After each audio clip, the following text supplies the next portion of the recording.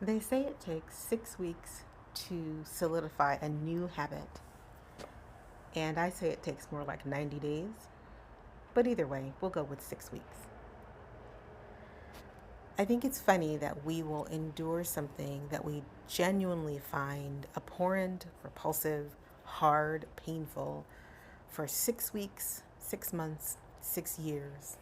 But we won't put that same energy into things that bring us joy, things that bring us peace, things that allow us to feel good about ourselves. Now, habits are funny things, right? We can form a habit for anything, and that habitual formation of that activity may lead us down a road to something that we desire.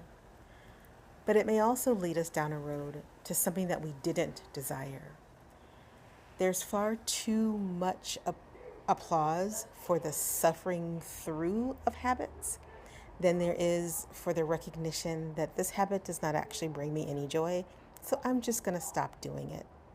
We love the long suffering, but for some reason, we are afraid of the person who says, suffering's just not my bag, so I'm going to choose not to do that and go pursue something that brings me joy instead.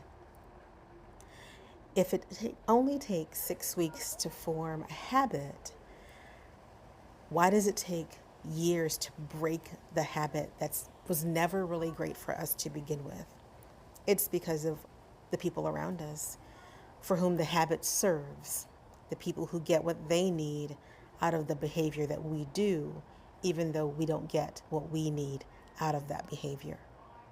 You know, I have a lot more respect for myself when I recognize that something that I am doing is not bringing me joy, and I'm going to stop. It might take me a bit to stop it, but I'm going to stop because that feeds my peace and it feeds my desire to keep doing things that make my life better.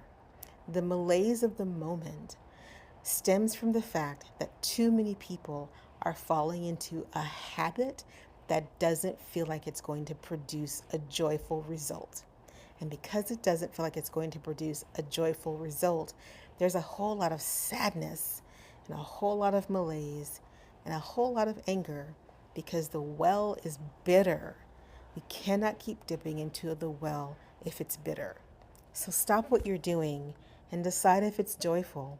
And if it is, keep doing it.